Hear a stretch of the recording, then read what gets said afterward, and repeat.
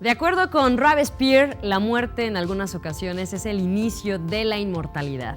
Y justo hoy, en un día en el cual celebramos a la muerte aquí en México, al mismo tiempo honramos y reconocemos a aquellas personas que se nos han adelantado en el camino, hoy queremos compartir contigo algunas actividades, ideas, reflexiones acerca precisamente de este tema que de una u otra manera es algo inevitable en nuestras vidas. Al mismo tiempo, te vamos a compartir algunas de las actividades que realizamos en el Instituto Estatal de las Mujeres. ¿Qué te parece que comenzamos?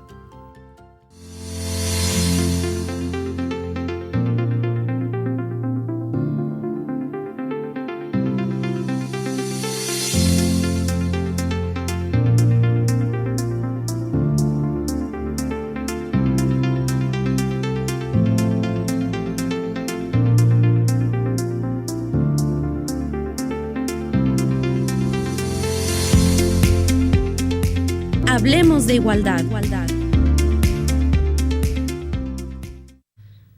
2020-9773 al 76 y 800-503-7760 son las vías de comunicación para que tú estés en contacto con nosotras en el Instituto Estatal de las Mujeres y a través de nuestras redes sociales, búscanos como Mujeres NL. Estamos en Facebook, Twitter e Instagram. Nos encanta leerte, saber qué piensas, de qué manera has participado con nosotras, porque bueno, esta semana tuve la oportunidad de acompañar al equipo de promotoría, de transversalidad, de empoderamiento del Instituto Estatal. Fuimos hasta Galeana, un ejido, a San Rafael, y pude vivir y conocer a muchas mujeres que, de veras, con todo el entusiasmo, compartieron sus vivencias, sus historias, pudimos aprender, informarnos. A todas ellas, a todas ustedes les envío un fuerte abrazo y sobre todo un agradecimiento por permitirnos compartir pues todo lo que hacemos día a día en pro de las mujeres.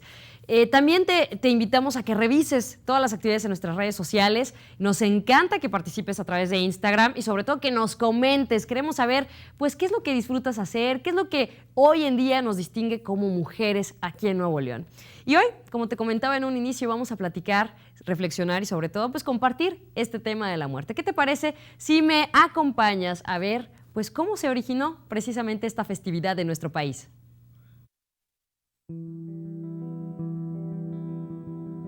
¿Sabías que los orígenes de la tradición del Día de Muertos son anteriores a la llegada de los españoles? Dentro de la visión prehispánica, el acto de morir era el comienzo de un viaje hacia el Mictlán, el reino de los muertos, también llamado Xiomoayán. Este viaje duraba 4 días. Al llegar a su destino, el viajero ofrecía obsequios a los señores del Mictlán, Mictlantecutli, señor de los muertos, y su compañera Mictecacihuatl, señora de los moradores del recinto de los muertos.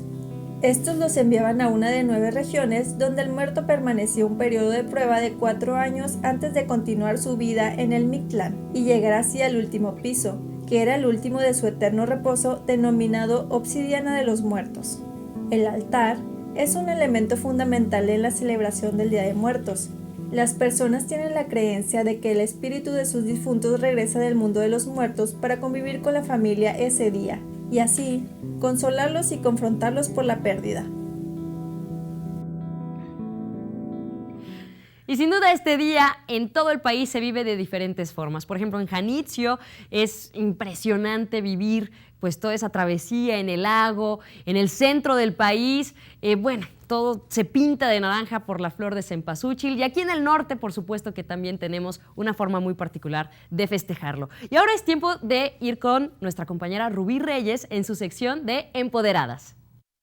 Hola amigas, hola amigos de Hablemos de Igualdad, bienvenidos a su sección Empoderadas. Yo soy tu amiga Rubí Reyes y vamos a platicar de estos 2 días de muertos, el 1 y 2 de noviembre, que bueno, pues venimos todo mundo recordando, venimos haciéndole este honor a la muerte, a esta fuerza de la naturaleza que por supuesto todos vamos a trascender de alguna manera en algún momento. No sabemos cuándo, pero a todos nos llega. Y déjame decirte que justo en en estos días, pues muchas personas vuelven a sentir ese duelo. Para eso, déjame te recuerdo que pues el duelo es una parte del ser humano que en algún momento sentimos y que se ha comprobado y se ha ya analizado que está compuesto por 5 etapas básicas. La primera de ellas es la negación, en donde aquel momento decimos porque yo, esto no tenía por qué pasar, si hubiera hecho esto, si hubiera pasado lo otro, no estaríamos en este momento con esta circunstancia, etcétera. En el siguiente, pues viene el dolor, viene por supuesto la depresión, viene un momento en donde tenemos que llorar, es necesario llorar y tenemos que sacar esa emoción para poder sentirnos un poquito más tranquilos. Después de esto viene lo que es la negociación, en donde dices, bueno, ok, perdí a una persona, pero me quedan los recuerdos, me queda la parte buena y empiezas a tener ya un equilibrio emocional en donde empiezas poco a poquito a aceptar esa pérdida, que ese ser ya no está contigo. Y al final pues viene la aceptación, en donde decimos, total, esto ya es obra de la vida, del destino, de Dios.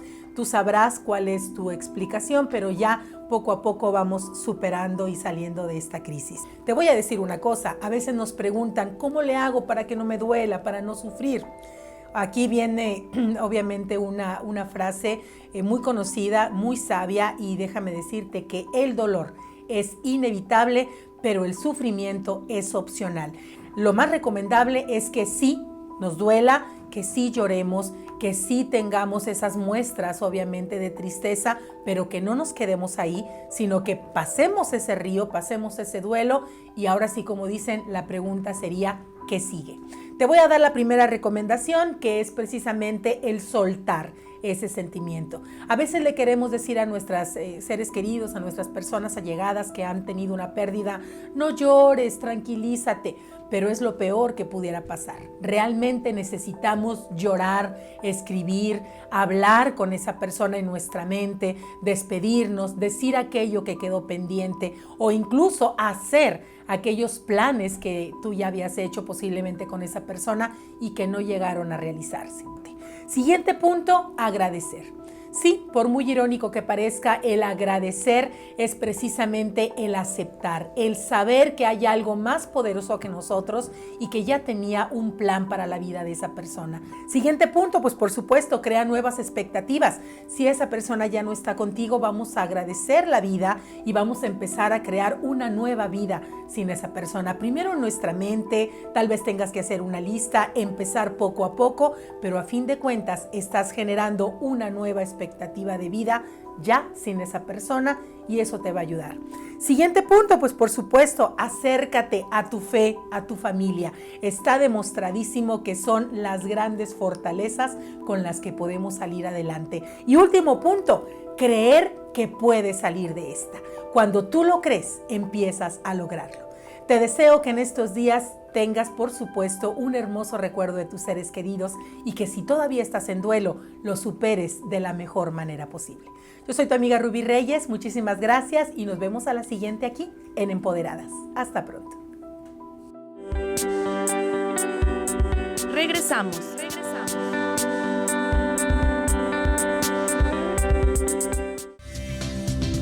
Continuamos. Y bueno, algo muy importante y precisamente hoy, 2 de noviembre, pues es empezar a reflexionar acerca de estas tradiciones que sobre todo en nuestro país, pues tan solo gracias a Guadalupe Posadas, es que la Catrina es quien es. En aquel entonces, imagínate, pre-revolución, este artista plástico retrató el sentir de la sociedad mexicana a través de la muerte. Empezó a satirizarla y es así que hoy en día, pues bueno, es un ícono cultural, la Catrina, el Catrín, y precisamente como una burla a la clase alta de aquella época, del Porfiriato.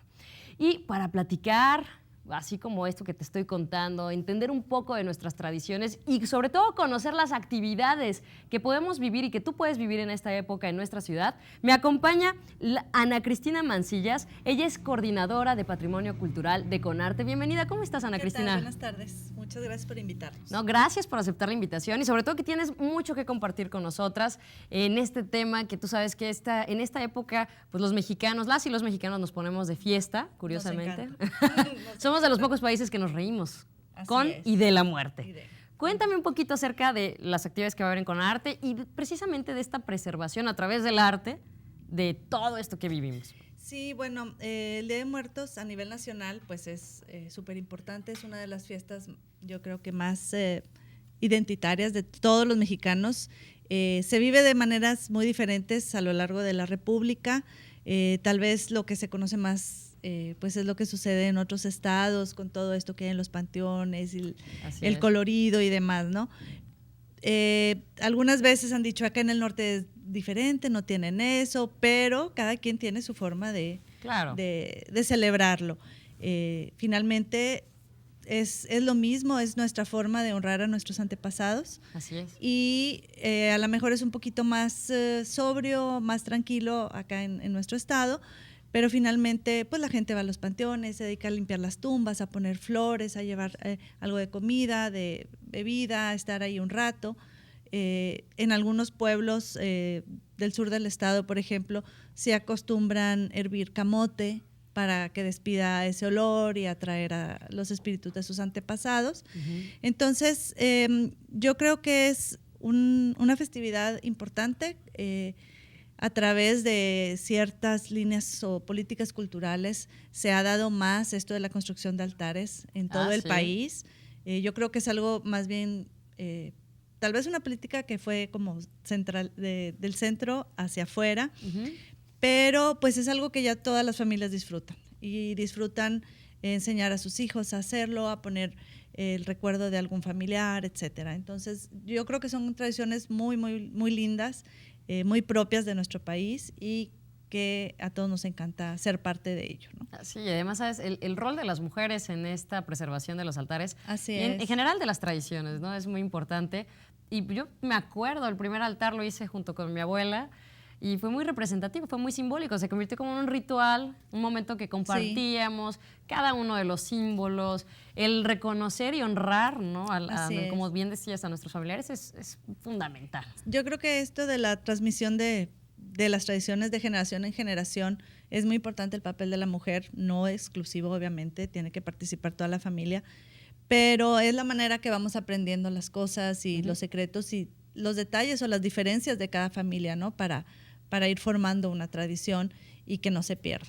Así está la película Coco, ¿no? Que Sí. hubo mucho rollo alrededor de ella, pero lo que rescatas es eso, ¿no? Sí, es el espíritu de toda esta tradición. Así es, y cuéntanos qué va a haber aquí en la ciudad, en Conarte, pues sobre todo, porque como bien dices, en cada entidad se vive de distinta manera y ustedes pues se han dado a la tarea, ¿no? Realmente Sí. generar estas actividades. Siempre hay actividades en torno a esta fecha, de hecho empezaron desde el miércoles, 30 Ay, qué de padre. octubre, hubo actividades en la Casa de la Cultura y el viernes también, hubo también en Casa de la Cultura, en la explanada de la nave Generadores, ahí en Parque Fundidora, y sobre todo el 2 de noviembre, el mero día, O sea, hoy.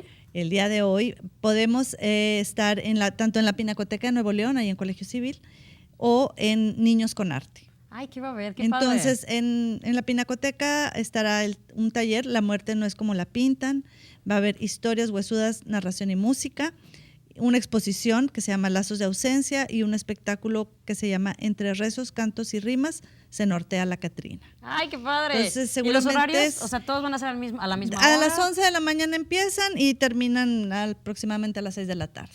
Ah, muy Entonces, son uno después de otro, no es simultáneo, entonces pueden disfrutar para toda la familia. Ese es en la Pinacoteca. En Pinacoteca Nuevo León. Y en Niños con Arte va a estar una instalación de estatua viviente que Ay, se llama qué padre. Catrín con el mismo Joy a partir de las 4:30. Y también se repite el mismo espectáculo, el de historias huesudas, narración y música a las 4. Narración de cuentos con la Percha Teatro, que ya sabes que son buenísimos, Sí. a las 5 de la tarde. Y un concierto familiar, fusión rock, jazz e improvisación de La Cosa Monstra, que vienen de la Ciudad de México, a las 6:30. Sí, oye, pues está súper bien. Entonces, pues hay mucha actividad. Además de que en todas las instituciones culturales yo creo que hay altares, hay eventos, cuentos, narraciones. Yo creo que es cuestión de buscar en la agenda cultural del día de claro. hoy. Va a haber muchísimas cosas. Pero estas opciones me encantan porque finalmente el relato, la narración, pues las calaveritas, Sí, ¿no? Tan así es. comunes, tan tradicionales, pues es el rescate de la historia familiar a veces, la Así historia es. de los lugares, y me imagino que dentro de estas opciones pues va a surgir, ¿no? Es que así es esto del patrimonio, empieza desde tu familia. Claro. Tienes tu patrimonio familiar, se va extendiendo al de tu barrio, al de tu ciudad, a lo que reconoces como tu estado y finalmente a algo más nacional y luego ya internacional, ¿no? Exacto. Entonces, es la manera en que empezamos a cuidar nuestro patrimonio cultural en la familia. Y tienes razón, eso pues hay que vivirlo en familia. ¿Esta agenda dónde la podemos encontrar? ¿Está en internet? En la página de Conarte, www.conarte.org.mx. Muy bien, pues ahí está toda la información. Te agradecemos muchísimo, No, Ana gracias a Cristina. ustedes. Creo que nos dejas esta invitación que es fundamental. O sea, si hoy no tienes plan, no dejes de asistir en familia. Y si dices, ay, pero es que es para los niños, está pinaco. Hay que regresar a nuestras raíces y precisamente este es un excelente A divertirse. pretexto. Eso es lo más importante, a divertirse. Pues ahí está la invitación. Muchísimas gracias nuevamente. Y pues también que lo sigan a través de sus redes sociales, ¿no? Así es, en Facebook, Instagram, ahí va a estar toda la información. Padrísimo. Pues vamos a ver un video, ¿qué te parece, Ana Cristina? Que todo el equipo de comunicación preparó para todas y todos ustedes, precisamente respecto al Día de los Muertos. ¿Sabías que generalmente los altares son de 7 niveles? Los 7 que debes atravesar el alma para llegar a la paz espiritual. De acuerdo con la práctica otomí, cada uno de los 7 escalones representa uno de los 7 pecados capitales. Según la cultura azteca, es uno de los 7 destinos que puede tener el alma. Hay también altares de 2 niveles que representa al cielo y la tierra, y de 3 niveles, cielo, tierra e inframundo. Calaveritas que representan a los difuntos de la familia. Papel picado de colores que representa la unión entre la vida y la muerte. Un banquete para celebrar, deben colocarse los alimentos favoritos del difunto. Un saumerio con incienso para alejar los malos espíritus. Un plato con sal, que es la purificación para no corromper el alma. Una cruz de cal en el piso que representa los 4 puntos cardinales. Un camino de flores que va a la puerta del altar y que guía el camino a las almas a la ofrenda. Juguetes para divertir a las niñas y a los niños difuntos. Velas y veladoras para guiar a las almas al altar. Objetos personales del difunto, que no pueden faltar. Comida típica como arroz, mole, calabacita, fruta de temporada. Sin faltar un vaso con agua para mitigar la sed de las almas y fortalecer su regreso. Pan de muerto, como es tradicional, como señal de generosidad. Flores blancas que representan al cielo, amarillas que guían a los espíritus y representan la tierra, y moradas que representan el luto, un farol o una estrella de luz. Y por supuesto, un perro que ayudará a cruzar las almas hasta su destino final.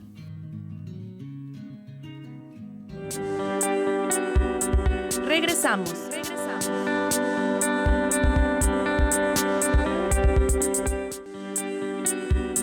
Regresamos.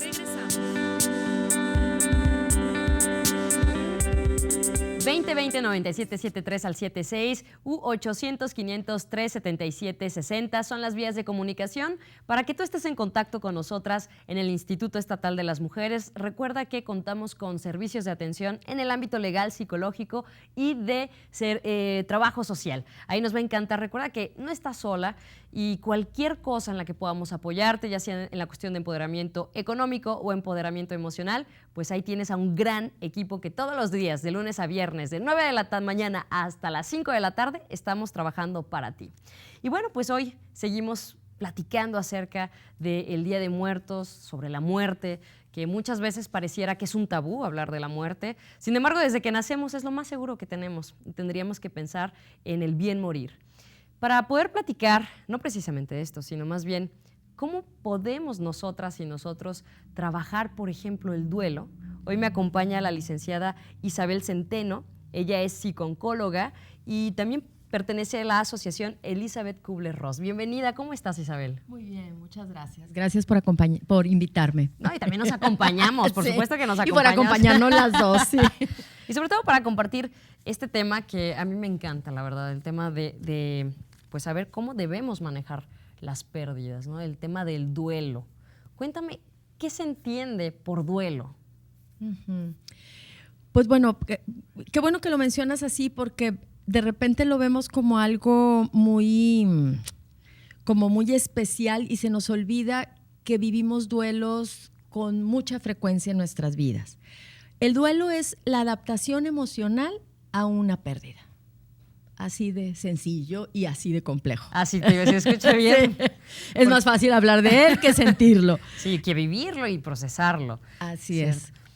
El duelo, cuéntame, tú dices, es una adaptación emocional. Uh-huh. Obviamente, me imagino que hay como momentos, ¿no? O sea, porque de repente estas pérdidas son sorpresivas, hay otras que llevan un proceso, ¿no? Uh-huh. Y hay otras que de plano, pues hasta después de mucho tiempo asimilas que fue una pérdida. Así es. Entonces, ¿cómo podemos precisamente, pues no adaptar, o sea, identificar y vivir y trabajar el duelo? Bueno, lo primero que cabe mencionar es que es una adaptación normal, ¿sí? Okay. Es una adaptación normal que los seres humanos vivimos cada vez que tenemos una pérdida. Eso no quiere decir que todas las adaptaciones o que todos los duelos sean sanos. Hay momentos, y se llaman duelos patológicos o duelos complicados, hay ciertos duelos que por diferentes razones, y las podemos platicar un poquito más adelante, se complican. Entonces, en lugar de ser un proceso normal de despedida y de pérdida, se convierte en algo pues mucho más complejo y más difícil de salir de él. Ahorita te quiero interrumpir precisamente para que nos puedas aclarar este punto. Me decías que todo el tiempo podemos perder algo. Es decir, el duelo no solamente es que un familiar, una pareja se muera, ¿no? ¿Qué otro tipo? ¿Cuáles son estos tipos de pérdidas, por decirlo? Por ejemplo, un divorcio. Ok. Por ejemplo, un cambio de ciudad es una pérdida. Una pérdida de trabajo. Una pérdida de trabajo. Inclusive las pérdidas que vivimos de la infancia a la adolescencia, de la adolescencia a la adultez.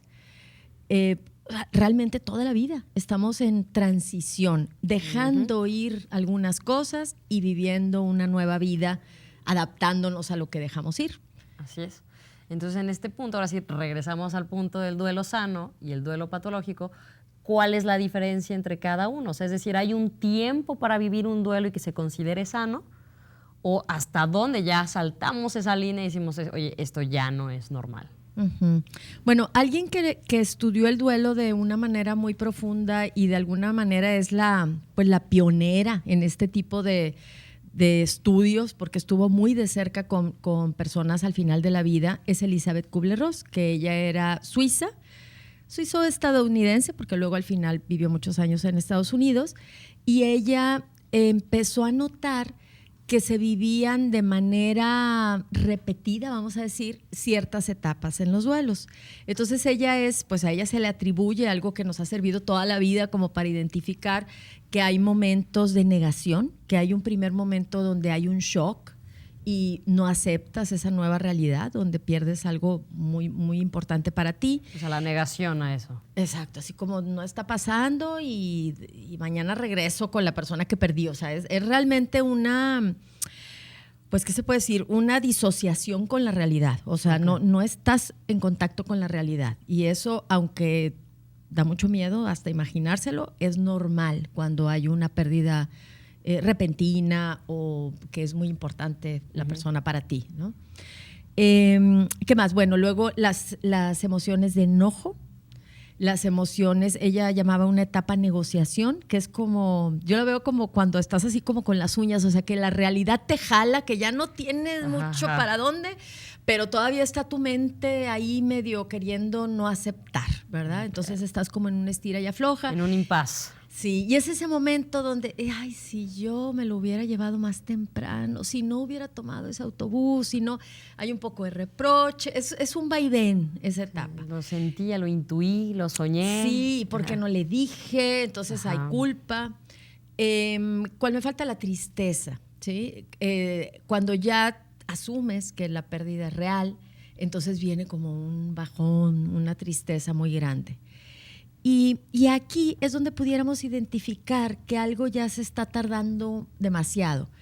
No hay un tiempo definido, aunque quienes lo estudian dicen, pues ya después de 6 meses, si esta tristeza te invade otras áreas de tu actividad, por ejemplo, no te estás pudiendo hacer cargo de tus hijos, no estás pudiendo volver al trabajo, lloras demasiado, no tienes mejores días, o sea, no hay un cambio a, mira, sigo muy triste, pero ya tengo días buenos y cada vez tengo más días buenos. O sea, que cuando no eres funcional. Sí, y cuando no ves una mejora, entonces definitivamente ahí ve a valorarte. Sí, o sea, puede ser que no, que tú eres un poco más tardado con los duelos, es posible, pero ya en ese momento se recomienda que busques ayuda y que veas si esto que estás viviendo pues no puedes sufrir un poco menos, ¿verdad? Y que te echen la mano. ¿Cuáles serían las características de un duelo patológico? Haz de cuenta que es no... eso, o sea, es la tristeza es ya cuando no eres funcional, literalmente. Exacto. Y o sea, no llegas más. a la aceptación, ¿sí? Okay. No llegas a la aceptación. Es decir, te quedas como atorado y no logras ese momento donde, bueno, a veces con tristeza te vas a trabajar, ya no tienes muchas ganas de fiesta, pero algún día vas con tus amigas a merendar. Ese es el sano, ¿no? Donde dices, bueno, vas como... poquito a ya poquito. El otro es cuando ya de plano ya no quieres salir al mundo real. Exacto, donde caes en una depresión, ahí sí, ¿verdad? Y entonces ya necesitas ayuda. ¿Qué es lo recomendable, ¿no? Para poder, en este caso, ¿sabes? Pues atenderte. Hay mucho tabú, ¿no? Respecto, porque sabemos que el tema de la salud mental es como, no, pues se te va a pasar, ¿no? Y no creemos que realmente puedes encadenar en una cuestión de depresión, ansiedad, porque a veces los duelos detonan otras cosas. Definitivamente, definitivamente. Y se pueden complicar también por eso. Si tú ya eres una persona propensa a la depresión, o imagínate que ya estabas deprimida porque estabas viviendo otra cosa y entonces se suma esto. O también pasa que los duelos no se expresan, un duelo anterior. Imagínate que fallece tu padre, ¿no? Tu papá. Y lo reprimes porque no quieres que tus hijos ni tus hermanos, entonces tú te lo guardas y luego se muere un tío. Y es una derrumbe que tú dices, pero ¿cómo? Si es el tío, ¿verdad? Claro, es la suma que entonces con algo que parece que no es proporcional a la reacción, pues se desencadena un duelo complicado. No, y que a veces hay como rachitas, ¿no? De repente, híjole, que dices, oye, se alinearon los astros y pues pasas, como dices, de una pérdida de una persona, quizá el trabajo, un divorcio. Y aquí, o sea, yo me pongo y te pregunto, ¿existe algo que pueda ayudarnos? O sea, alguna herramienta, algo que nosotras y nosotros podamos trabajar como para que cuando pase eso, porque digo, yo sé que hay unos que son sorpresivos, yo sé que definitivamente, pero ¿qué nos ayudaría a poder, al momento que vives eso, sí, aceptar que es normal, porque las emociones, pues no hemos aprendido, o estamos aprendiendo a reconocerlas, aceptarlas y demás, pero ¿qué nos podría ayudar como a decir, bueno, a ver, está pasando y no puedo hacer más? ¿Qué nos recomendarías? Algo que se ha comprobado que ayuda muchísimo en este tipo de trances son las relaciones sociales, las redes en las que nos apoyamos. ¿Sí? Ya sea un grupo de apoyo, alguien que te entiende, porque hay esa sensación de solo me pasó a mí y estoy sola y nadie me entiende, porque nadie ha perdido un hijo. Entonces te acercas a gente que ha perdido un hijo y te sientes acompañada en ese dolor, ¿no? Pero cualquier relación, ¿sí? O sea, amigas, pareja, eso te ayuda muchísimo, el tener redes. Eso pero de veras me ayuda mucho porque nadie puede hablar de algo que no ha vivido. Y a veces el acompañar a una persona que está en duelo es muy complicado, ¿no? Muy complicado porque pues, no sabemos cómo a veces ser empáticas o empáticos, ¿no? Caemos en ser simpáticas. Bueno, pero por lo menos tú estás aquí. O por lo menos... Y es como, ok, ¿no? Entonces, o sea, murió uno y no tres, ¿verdad? Exacto, o sea, de todos, pues, o sea, no con la canción de Tatea, de los 10 ya te quedan por lo menos 3. O sea, no entendemos esa situación. Entonces, ¿de qué manera podemos acompañar de una manera pues sana, sincera, solidaria a las personas que en este momento quizás están enfrentando un duelo? Es muy buena pregunta, porque yo creo que como humanos, y esto también es de esas cosas que es más fácil decirlas que hacerlas, como humanos queremos decir algo que te haga sentir mejor. Y la realidad es que muchas veces no hay algo que tú puedas decir que haga sentir mejor a la persona. Entonces, yo siempre recomiendo escucha.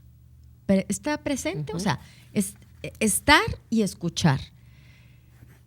Tocar, ¿verdad? Así como, o sea, estoy contigo, estoy entonada a lo que me estás diciendo. Básicamente. más escuchar que hablar. Ahora no puedes no hablar nada, ¿verdad? Claro. Entonces a lo mejor dices, bueno, a lo mejor me está costando trabajo porque yo no lo he vivido, pero ya sabes que aquí estoy. Y me imagino que debe de ser difícil, porque de lo peor que puedes hacer es no validar las emociones. Uy, tocaste un punto importantísimo. Sí, o sea, no, porque imagínate que al duelo todavía le echas esto que acabas de decir tú. Ay, ya te tardaste mucho, ya échale ganas, ¿no? No exageres, Ajá, no era para exageres, tanto. digo, ya A todos, hay a muchos que les pasa. Sí, entonces imagínate, le cargas y entonces te hace sentir mal de tu propio duelo, y el duelo es algo muy particular, cada quien lo vive como puede. Exacto, y con las herramientas tienes razón, es algo que nadie te va a poder entender, pero que tú también tienes que, de una u otra manera, permitirte sentir. Sí. ¿no? Porque muchas veces, pero yo me quedo con esta cuestión de validar las emociones de la otra persona, es realmente a través de tu vulnerabilidad también reconocer eso. De una u otra manera, quizá, como dices, no te entiendo exactamente lo que estás viviendo, pero te acompaño en esto que yo también he sentido, quizá en otra cuestión, en otro lugar. Y a veces, como dices, acompañar es simplemente estar. Estar. Punto. Estar, escuchar, punto. Tal cual. El tema, pues volvemos al punto, el tema de la muerte es algo con lo que convivimos todos los días. Incluso en nuestro país hemos aprendido a reírnos de y con la muerte, ¿no? Somos uno de los países que realmente, pues, hemos resignificado este momento de la vida, que nadie está exenta, nadie sale con vida de la vida. Ajá, exacto, eso es muy sabio, nadie sale con vida, sí. Así que pues hay Y que aquí- vivirla, ¿no? Y realmente pues yo te agradezco mucho, Ana Cristina, que nos hayas venido sobre todo a ampliar esta cuestión del duelo, que a veces yo lo veo muchas veces que es un tabú, ¿no? Que es algo Sí. que no sabemos cómo reaccionar, que a veces nos quedamos inmóviles, paralizadas. ¿Qué hago? ¿Cómo le digo? Y no, o sea, tú vas incluso, ¿no? a velorios y es muy complicado a veces ese contexto en el cual quisieras hacer más, pero sabes que no puedes y hay mucho ruido alrededor, ¿no? Sí. Cuando simplemente quizá estar.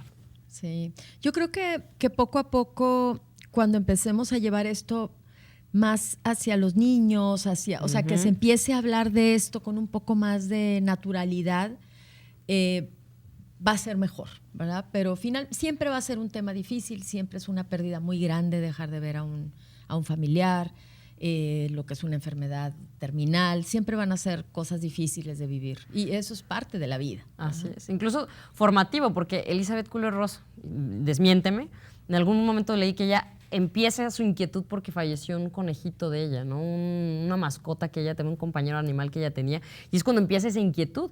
Y yo me acuerdo, desde la infancia nos enfrentamos a eso, y desde la infancia creo que es donde podemos formar, ¿no? O enseñar a las y los niños a identificar esas emociones y entender que es parte de la vida. Exacto. ¿Verdad? Exacto. O sea, como que nos preguntamos mucho, ¿cuándo será bueno hablar de la muerte con los hijos? Y si tú lo piensas, es raro que pases la primaria sin haber vivido una pérdida. Una mascota, un tío, un abuelo. Para la primaria ya tuviste la experiencia. Entonces, se puede empezar a hablar. O sea, no hay por qué no, si realmente se viven las pérdidas desde que uno es muy pequeño. Ahora, ¿cómo hablarlo? Sería otro programa en el que me invites. ¿En qué momento? ¿De qué manera? Con los niños y todo. La verdad, tampoco Sí, así de porque trancazo eso porque sí. genera mucha ansiedad y demás. Sí, a nosotras, las adultas, ¿no? De repente es como, o sea, como adulto dices, ¡ay, Dios! ¿Cómo lo expreso? ¿Cómo lo hago? Un niño sí es otro. Pero bueno, ya nos dejaste la espinita, eso me encanta. Por lo pronto te agradezco muchísimo, de verdad. Creo Al que contrario. se presta perfectamente en el marco. Y bueno, pues como bien dices, los duelos son... Todos los días estamos enfrentándonos a ello. Así que gracias, Ana Cristina Mancillas, psicooncóloga perdóname, Isabel Centeno. Ya estoy aquí Centeno. mezclando. Discúlpeme, producción. Sí. Isabel Centeno, psicooncóloga y también miembro de la asociación Elizabeth Kubler-Ross, que ahí ustedes tienen cursos, ¿cierto? De repente cursos. Y para Tenemos todas las personas. cursos, tenemos terapeutas, tenemos grupos de apoyo. Realmente tenemos todo lo que pudiéramos, bueno, todo o una parte de lo que se pudiera necesitar para vivir esto con el menor sufrimiento posible, ¿verdad? Exacto. Acompañado sería la palabra. Pues muchas gracias, Isabel. Y una disculpa. No, está bien. Vamos a una pausa y regresamos. Esto es Hablemos de Igualdad. Regresamos.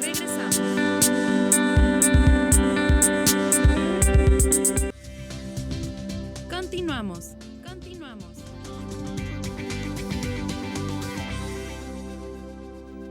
recuerda que nos puedes seguir en nuestras redes sociales, búscanos como Mujeres NL, estamos en Facebook, Twitter e Instagram. Ahí puedes acompañarnos durante toda la semana en las diferentes actividades que tenemos.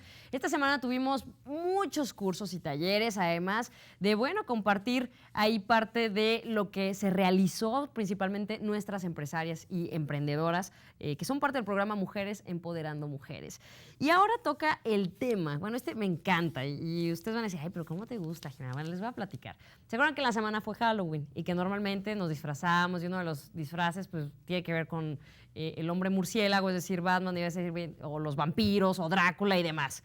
Y estos han sido creados obviamente por los murciélagos, estos animales que ahorita nos van a explicar, porque es justo de lo que vamos a platicar hoy, que debido a estas figuras, a estos personajes, pues como que ha crecido el mito, ¿no?, de que los murciélagos son los que chupan sangre, o hemos caído y tenemos mucho ruido respecto a, pues precisamente esta fauna que está en todo nuestro país, que hay diferentes tipos y que es importante que aprendamos a respetar su vida y sobre todo a conservarla. Y para platicar acerca de este tema nos acompaña María Obdulia de la Cruz Reyes, mejor conocida como Malu. ¿Cómo estás? Así es. ¿Qué tal? Buenas tardes. Bienvenida. Y Gracias. Melissa Denise Arce Martínez. Bienvenida. Gracias por la invitación. Que, bueno, ellas pertenecen al laboratorio de mastozoología de la Facultad de Ciencias Biológicas de la Universidad Autónoma de Nuevo León. Qué gusto tenerlas aquí. Van a decir, oye, qué bizarra introducción, pero pues de una u otra manera, cada vez que pensamos en murciélagos, pues se nos viene Batman, se nos viene Drácula, se nos vienen muchas cosas a la cabeza. Pero es importante que conozcamos la maravilla y la importancia de los murciélagos pues en el día a día, ¿no?, en los ecosistemas. Así que cuéntenme, ¿con quién empezamos? ¿Quién me puede introducir a este tema de la importancia de los murciélagos? Así es, pues, bueno, alrededor de los murciélagos se han creado muchos mitos, como mencionabas tú. Por ejemplo, este mito de que los murciélagos chupan sangre, ¿no? La realidad es que no es así, o sea, los murciélagos existen, para empezar, 1,411 especies de murciélagos. ¡Wow!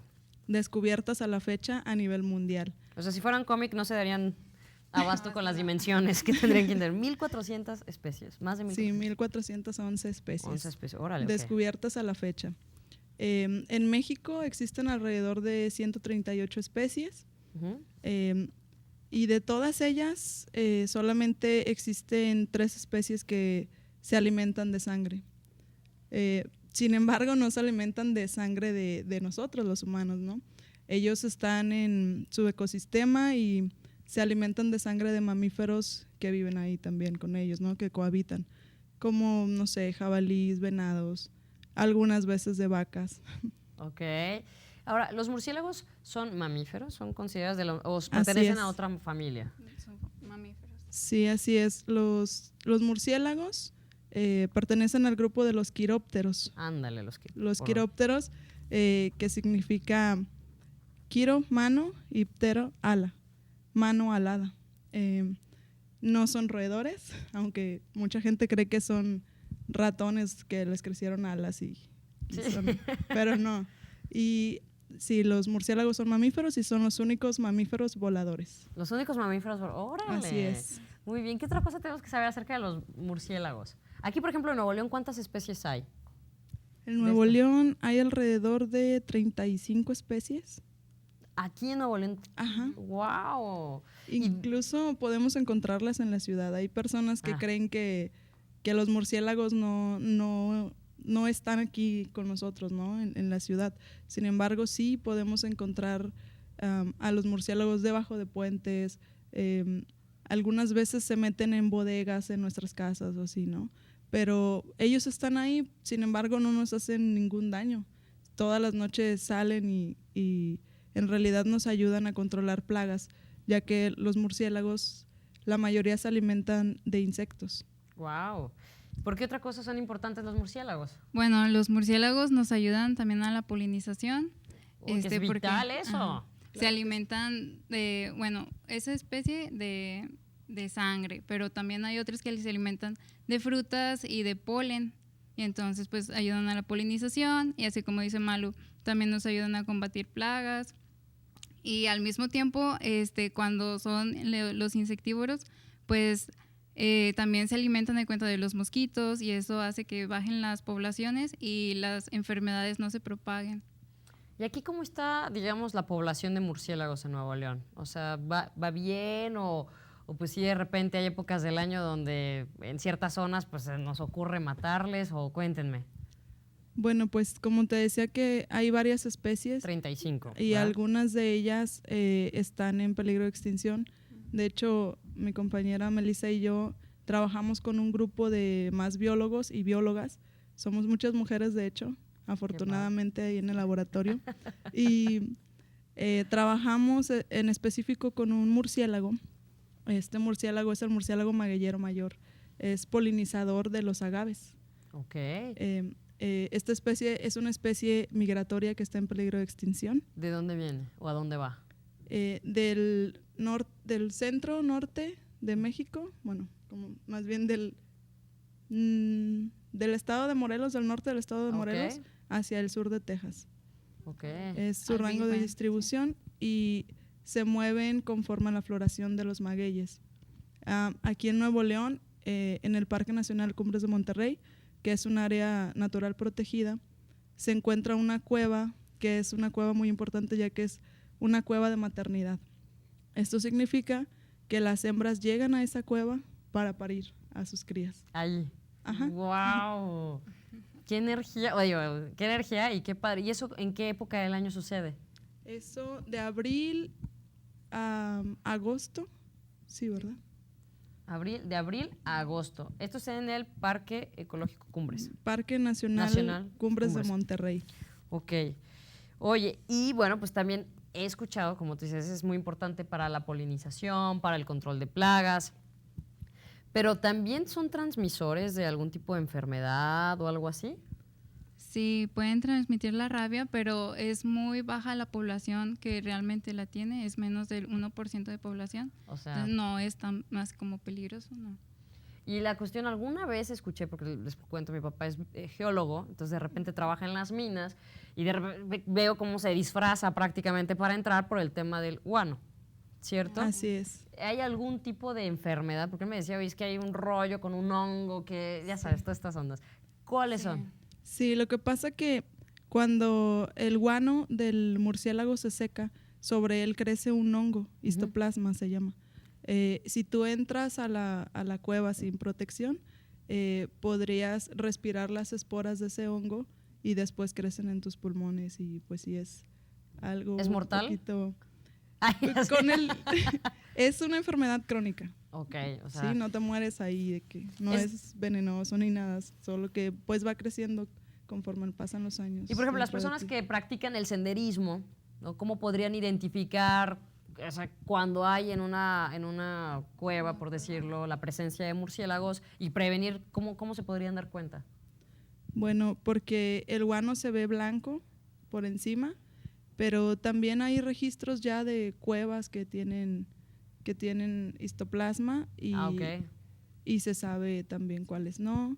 Y por ejemplo, nosotros cuando entramos a una cueva entramos con una mascarilla, con filtros para evitar ese tipo de cosas, de cuestiones. Sí, que es, digo, como dices, bueno, el tema de la rabia, ahorita ya nos quitaste como esa cuestión, ¿no? Porque pues hay que te rasguña, y digo, los vemos a veces, ¿no? Aquí en el centro de Monterrey ves a los cotorritos, ¿son cotorritos o loros? Sí. Y ahí y de repente ves ahí a las sombras, ahí ves a los murciélagos. Y pues es importante como valorarlos y cuidarlos. Ahorita, ¿qué es lo que hace que una especie de murciélago se extinga? Pues bueno, en realidad son muchísimos factores, ¿no? El cambio climático, principalmente la destrucción del hábitat también. O sea que somos pero súper ahí responsables. Sí, así es. Sí, la deforestación, fragmentación de los hábitats y también muchas veces debido a estos mitos y al miedo que se le tiene a los murciélagos, por lo mismo que la gente cree que chupan sangre y que transmiten rabia. Hay lugares donde las personas entran a las cuevas y las queman o las vandalizan. Y algunas especies de murciélagos son más sensibles que otras y algunas cuando tú entras a la cueva abandonan esa cueva y las cuevas son refugio para ellos. O sea, si si ellos abandonan esa cueva, abandonan su refugio y pues a dónde van Total. a ir. Y dentro de estas especies que hay aquí en Nuevo León, hay, así, ¿cuáles son algunas de las características? Porque yo me he tocado ver como unos bien chiquititos, ¿no? Pero he visto así en programas que de repente hay unos murciélagos gigantes, ¿no? Bueno, aquí no se encuentran los macroquirópteros, no. Aquí están nada más los chiquitos. Nada más, son los únicos. Ah, bueno, entonces podemos vivir en paz. Sí, de hecho, bueno, esos murciélagos gigantes que tú ves en internet o así, son murciélagos frugívoros. Ellos se alimentan de frutas. Eso también es importante porque los murciélagos frugívoros, al comerse el fruto también se comen las semillas y después cuando van volando con las heces fecales distribuyen las semillas y gracias a eso se regeneran nuestros bosques, selvas y pues nuestros ecosistemas. Ahorita que las escucho, recuerdo una historia que alguna vez mi papá me contó que era voy a hacer un cuento, ahí me disculpan, pero aprendemos de esto. En época del Papa Nicolás X, a él se le ocurrió decir que los gatos eran satánicos. Mató a todos los gatos y entonces hubo un crecimiento de ratas. Y gracias a las ratas, pues fue la peste más grande que se ha vivido en la historia, que fue la peste bubónica. Es decir, ¿por qué les cuento esto? Porque si no medimos las consecuencias de si se llegan a extinguir todas estas especies de murciélagos, pues entonces, pues imagínate las plagas, la falta de polinización. Sin polinización, pues no va a haber tampoco abejas. Y ahí es una cadena terrible, ¿no? Que realmente tendríamos que pensar no solamente en el presente ni en lo que representa, sino en todas las consecuencias, ¿cierto? Sí, así es. Cada especie tiene un papel muy importante dentro del ecosistema. Si tú quitas a una, pues va a haber un desequilibrio ecológico que nos va a llevar a cosas así. Cosas así, porque no podemos ni siquiera medirlo. Tan solo, por ejemplo, ahorita aprovechando ya que están aquí, ¿cuál sería uno de los insectos así terroríficos que podría realmente afectar la vida humana? Por ejemplo, en los cultivos hay ciertas plagas como palomillas, gusanitos o cosas así, ¿no? Y los murciélagos se alimentan de esos insectos que podrían llegar a ser plaga y afectar económicamente. No, pues todo. ¿Y tú en el laboratorio en qué área trabajas? Bueno, yo estuve ayudando en el monitoreo de los murciélagos. Estuve ayudando a lo de la migración del Nivalis, del magueyero mayor. Y lo que se hace es pues seguir la ruta de migración y recolectando los murciélagos, checamos si son recaptura o son nuevos. Entonces así ya podemos medir más o menos si ya pasó por aquí antes, si vuelve a llegar a la cueva. ¿Ustedes los identifican? Sí, exacto. Ok, ¿y cuántos sí regresan? ¿Cómo qué porcentaje será? De hecho, esto se está haciendo, hay una red para la conservación de este murciélago. Sí. Hay gente de México, de la UNAM, nosotros acá en el noreste de México, en Tamaulipas, en Texas. Son muchas personas que estamos trabajando en ello. Entonces, etiquetamos a este murciélago para ver si podemos recapturarlo en algún otro sitio, ¿no? Pero bueno, hasta la fecha, esto tiene apenas unos cuantos años, ¿no? Entonces, hasta la fecha al menos nosotros, no hemos logrado obtener recapturas. Las recapturas que hemos tenido son de marcas que nosotros mismos pusimos, pero en el mismo año, o sea, días anteriores o así. No de años anteriores. Muy bien. ¿La población de la ciudad y de la cuestión rural es la misma o varía? Varía. Para empezar, no son las mismas condiciones, entonces varía la diversidad de murciélagos, ¿no? Aquí en la ciudad podemos encontrar algunas especies, en el bosque podemos encontrar otras, en el desierto podemos encontrar otras. Así que pues hay que valorar a todas las especies. Pues les agradezco muchísimo que nos hayan acompañado, sobre todo a desmitificar pues todo lo que hay alrededor de los murciélagos, que creo que es muy importante. Como les digo, tal vez la historia que les conté la aburrió, no lo sé, pero hay que entender que falta un elemento en nuestro ecosistema y nos impacta a todas y a todos. Y recordando pues esta cuestión de los objetivos de desarrollo sostenible, pues es importante estar conscientes de que somos parte activa de que podamos vivir en un planeta 100% sustentable y sostenible. Por lo pronto les agradezco a todas y a todos que nos hayan acompañado en esta emisión de Hablemos de Igualdad. Deseo que al igual que yo hayan disfrutado, aprendido y se hayan informado. Recuerde que ya empezamos el 11º mes del año y lo que queremos justo en noviembre es recordarles este mensaje de cero tolerancia a la violencia contra las mujeres y las niñas. Les pedimos que nos sigan activamente en nuestras redes sociales y nos vemos hasta la próxima semana.